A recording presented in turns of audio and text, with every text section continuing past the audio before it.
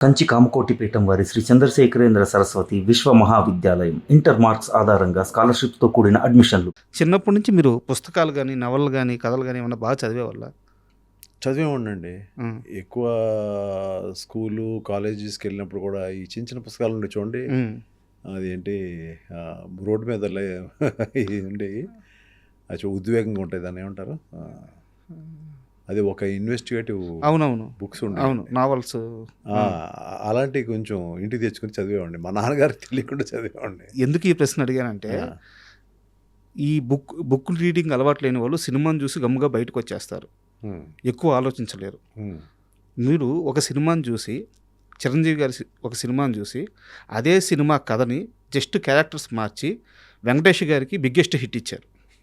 అది మీకు అంటే ఎలా ఆ క్యారెక్టర్‌లను మారిస్తే ఇంకో కథొచ్చేస్తది. ఈ ఈ పేరు మైండ్ కూడా చెప్పండి పర్వాలేదు. చట్టానికి కళ్ళు లేవనుకుంటా కదా! 'చట్టానికెళ్ళి' నాకు చాలా ఇష్టమైన సినిమా. అదే సినిమాని మీరు శత్రువుగా మార్చారు. అది డైరెక్టరు ఇప్పుడు ఇవాళ సీఎం అయిన విజయ్ గారి ఫాదరు. అవును. సో, నేను చాలా యంగ్. అది చూసినప్పుడు చాలా ఇన్స్పైర్ అయిపోయాను. అంటే ఒక సిస్టరు అంటే అక్క, హ్మ్. తమ్ముడు ఎంత ప్రేమగా ఉంటారో. తమ్ముడు కొంచెం రిఫ్రాఫ్ తిరుగుతూ ఉంటాడు. ఇప్పుడున్న ఈ యంగర్ జనరేషన్‌కి ఆ సినిమా కథ తెలీదు. సరే. ఆ రిఫ్రాఫ్‌గా తిరిగే దగ్గర వీడిని ఏదో అంటా ఉంటది, తిడతా ఉంటది. బట్ అతి ప్రేమ. హ్మ్. చక్కగా తీసుకొచ్చి రాత్రిపూట ఏదైనా ఉన్నా కూడా భోజనం పెడతా ఉంటది. సరే రారా అలిగేవేంటి అంటూ ఉంటది. చాలా సెంటిమెంటల్ బ్యూటిఫుల్ ఫిల్మ్ అది. అవును. కానీ ఒక సొసైటీలో తప్పు జరిగినప్పుడు తను చట్టాన్ని తన చేతిలో తీసుకుంటాడు హీరో. హ్మ్. తీసుకున్నప్పుడు చట్టానికి లోబడి ఉన్న ఒక పోలీస్ ఆఫీసర్ అయిన అక్క హ్మ్. ఇతనికి ఎదురెళ్తుంది. అది that is a beautiful confrontation. అంత ప్రేమగా ఉన్న ఒకళ్ళ కాన్ఫ్రంటేషన్. సరే. ఈ ఐడియా ఐడియా అనుకుంటా ఉన్నానండి. కొన్ని ఇయర్స్ గడిచినాయి. కొన్ని ఇయర్స్ గడించిన చేసిన తర్వాత ఎక్కడో నేను కోడి రామకృష్ణ గారు కలిసి ఒక సినిమా చేద్దాం అనే మూడ్లోకి వచ్చిన తర్వాత నేను ఆయన నా తీరు, నన్ను, నాతో పాటు సిట్టింగ్స్ వేరే కథ అనుకున్నాం మేము. హ్మ్. అవన్నీ చూసిన తర్వాత నన్ను, "నువ్వు చాలా ఇంటెలిజెంట్ బాబు. నువ్వేదైనా కథ అల్లు. హ్మ్. దాన్ని నేను ఎలా సరి చేయాలో చేస్తాను." ఆయన చాలా బిజీ. ఒక అయ్యో! ఆల్మోస్ట్ 8 సినిమాలు ఒకేసారి 6 సినిమాలు జరుగుతూ ఉంటాయి ఒకేసారి. ఆ ఇదిలో ఆయన్ని నేను అనుకున్నాను, నన్ను పక్కన పెట్టడానికి ఏమన్నా ఇలా నాకు అప్పచెప్పేసారా ఏంటి అనుకున్నాను కానీ అదే హెల్ప్ అయింది. అప్పుడు నాకు ఒక థాట్ వచ్చింది. ఇక ఒకళ్ళిద్దరు ఫ్రెండ్స్ ఉండేవారు నాతో పాటు. హ్మ్. కొంచెం సినిమా నాలెడ్జ్ ఉన్నోళ్ళు. వాళ్ళతో పాటు కూర్చున్నప్పుడు నేను ఓకే. అది టక్కన గుర్తొచ్చింది. ఓకే. చట్టానికి కళ్ళు నచ్చింది. అది కాదు మన కథ. హ్మ్. కథ అది కాదు. అది కాదు కదా! ఆ క్యారెక్టర్లు తీసుకుందాం. హ్మ్. క్యారెక్టర్లు తీసుకొని మళ్ళీ అక్క, చెల్లి ఏంటి ఇద్దరిని ఇష్టపడిన లవర్స్. హ్మ్. వాళ్ళు ఎలా ఒకేసారి డిగ్రీ చదివారు. వాళ్ళు ఎంత ప్రేమగా ఉన్నారు. వీడికి ఆ క్యారెక్టర్ హీరో క్యారెక్టర్‌కి కనుక డబ్బులు లేకపోతే ఈ అమ్మాయి డబ్బు ఎలా అడ్జస్ట్ చేసేది. హ్మ్. అంటే ఒక బ్యూటిఫుల్ సీక్వెన్సెస్. అన్నీ తీసిన తర్వాత ఒక దగ్గర ఎక్కడో వచ్చేటప్పటికి ఇలాంటి ఒక సిట్యుయేషన్ హీరోకి ఎదురైనప్పుడు, హ్మ్. చట్టాన్ని తన చేతిలో తీసుకున్నప్పుడు ఆ అమ్మాయి పోలీస్ ఆఫీసర్ అవుతుంది ఆ టైంలో. తను ఇద్దరికి మధ్యన క్లాష్. కానీ ఇదంతా కూడా అమ్మాయి రియలైజ్ అయ్యి ఆ క్యారెక్టర్‌ని విజయశాంతి గారు వేశారు. ఈ క్యారెక్టర్‌ని వెంకటేష్ బాబు వేశారు 'శత్రువు'. అవును. Block buster hit. అమ్మో! నా ఫస్ట్ మూవీ. సరే. ప్లస్ ఇంక దాని గురించి అంతకంటే ఎక్కువ చెప్పే కంటే సో అక్కడ ఉన్న అక్క తమ్ముళ్ళని ఇద్దరిని లవర్స్ చేసేసాను. మిగిలిన కథ వేరు. అవును. మిగిలిన కథ చంపడాలు కానీ లేకపోతే సీన్లు కానీ లవ్ సీక్వెన్సెస్ కానీ అన్నీ వేరు. అన్నీ వేరు. అవును. అయితే ఆ సినిమాలో ఒక బ్యూటీ ఏందంటే, టైటిల్ కార్డ్‌లో ఒక ఫ్రేమ్ ఉంటది. ఎండ్ కార్డ్ ఫ్రేము అదే. విలన్ని చంపిన తర్వాత వెంకటేష్ గారు యెస్ నేను గెలిచాను.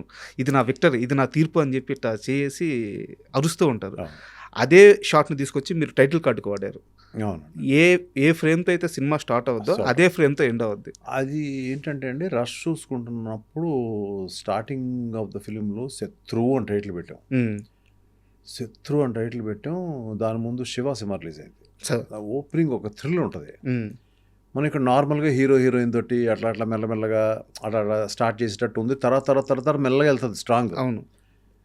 అప్పుడు ఆ టైంలో ఇక్కడ చిన్న ఏదో ఒక కిక్ రావట్లేదు డైరెక్టర్ గారు నాకు అది ఇది అంటే ఆయన ఒకరోజు నన్ను వదిలేయండి నేను చెప్తానని నెక్స్ట్ డే వచ్చి అది ఆయన చెప్పిందే. లాస్ట్ షాట్ ఏదైతే అరుస్తున్నాడో మనం శుభంగా ఆడేసాము దాన్ని స్టార్టింగ్ వేసేద్దాం అన్నాడు. నాకు అర్థం కాలే అదేంటండి అన్న, చూద్దామని ఎడిటింగ్ లేచి చూపిస్తానని చెప్పి వేస్తే నాకు గూస్ బంప్స్ వచ్చినాయి. సార్ అంటే ఏంటి, ఎందుకు వస్తున్నాడు, ఏంటి గొడవ, ఆ కథ ఏంటి అనేది నాకు ఫస్ట్ ఇంట్రెస్ట్ స్టార్ట్ అయిపోయింది. కరెక్ట్. సో అక్కడి నుంచి you start telling your story. మెల్లగా ఒక్కొక్క క్యారెక్టర్ని రివీల్ చేయడం, ఏ సినిమాలోనూ ఒక్కొక్క క్యారెక్టర్ని మెల్లమెల్లగా ఫస్ట్ క్యారెక్టరేషన్స్ అర్థం అవ్వాలి కదా. అవును అవును.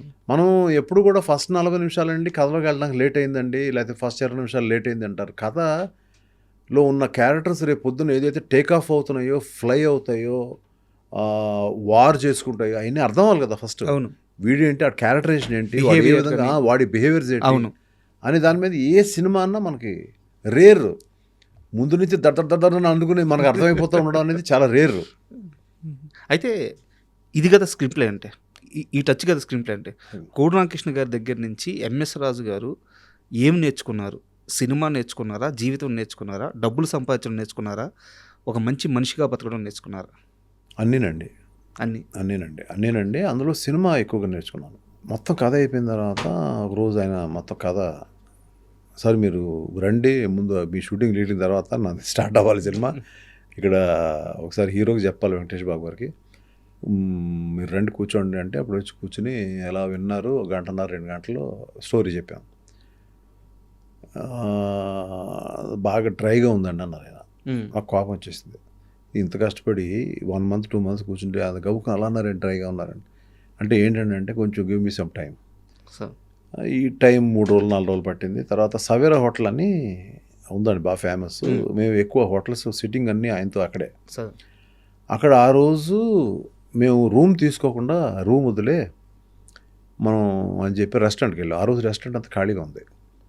సో మెల్లగా కూర్చున్నాము, ఒక చిన్న పెగ్ వేసుకున్నాం, అందులోనే వేసుకొని మళ్ళీ మాట్లాడుతుంటే మాకు లోపల కోపం వచ్చేస్తుంది మా ఇద్దరికి. ఈయనేంటి ఏదో డ్రై అన్నారేంటి ఏది అని. అప్పుడు ఆయన ఒక కాసేపు ఉన్న తర్వాత మెల్లగా నేను ఉండబట్టలేక నేను అడిగాను, ఎందుకంటే I was two young and he was a very experience person. అప్పటికి చాలా సినిమాలు చేశారు, వెరీ ఎక్స్పీరియన్స్. 27 అనుకుంటాను మీ ఏజ్, అంతేనా? I think so sir, I think so. అప్పుడు నేను అడిగాను, ఏమండి మీరేమి ఇలా చెప్పారు, నాకు నచ్చింది అంటే, అది కాదు బాబు డ్రైగా ఎందుకు ఉందనంటే స్క్రీన్ ప్లే బాగుంది, స్క్రీన్ ప్లే ఇంకా చేద్దాం, ఇంకా కూర్చోవాలి మనంతా, కానీ ఇందులో విలను టఫ్గా, అంటే సినిమా అంతా ఏదో చాలా టెన్షన్గా ఉంటుంది సినిమా అంతా. ఇవాళ పెద్ద హీరో ఫిల్మ్కి కొంచెం కమర్షియాలిటీస్ కావాలి మనం ఏదైనా కనుక.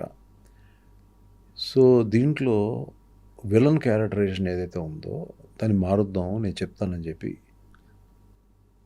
దాని మీద, అంటే ఆయన ఒక్కసారి వింటే మొత్తం వెళ్ళిపోద్ది కదా, ఆయన స్టోరీ చెప్పేశారు మొత్తం అప్పుడే. అప్పటికి 1-2 డ్రింక్స్ అయిపోయినాయి, మొత్తం స్టోరీ ఒక అరగంటలో చెప్పేశారు ఆయన.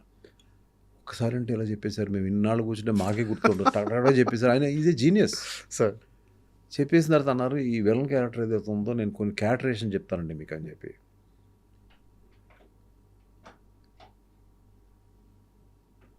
ఈ ఫోన్ ఎవరు కనిపెట్టారండి బాబు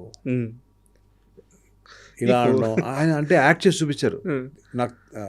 ఏదో అంటే ఆయన క్యారెక్టరేషన్ చెప్పారు మొత్తం. 5-10 minutes కోట శ్రీనివాసరావు టక్క థ్యాంక్స్ అని చెప్పడం, ఇటువంటి ఒక హ్యూమరస్ రోల్ ఆయన వల్ల క్రియేట్ అయిపోయింది సార్. బట్ తర్వాత సినిమా రిలీజ్ అయిన తర్వాత థియేటర్లో అప్లాజ్, అంటే సీరియస్గా వెళ్ళేదేమో సినిమా, ఫ్లేవర్ చేంజ్ అయిపోయింది సినిమాకి. That was an experience. Agada కోసం Agada. And for more videos, please subscribe to iDream. Please subscribe to iDream. Please subscribe iDream. And please subscribe to iDream. For more videos, subscribe to iDream. please like, share and subscribe to the channel. Congratulations, iDream. Subscribe to iDream. Subscribe to iDream. So subscribe to iDream Media. iDream ki iDream team andarki huge congratulations. Please subscribe iDream Media. Please subscribe to iDream. Subscribe iDream. Please subscribe to iDream. iDream అంటే నా కళల channel subscribe చేసుకున్నారు, నోరు తిరుగుతలేదు, మీరైతే గంట గుర్తు కొట్టండి. For more such videos, please subscribe to iDream. Subscribe to iDream. Please subscribe to iDream. Please subscribe iDream Media. Please do subscribe to iDream. Please subscribe to iDream Media. For best entertainment and information, please subscribe I dream. And don't forget to subscribe to iDream.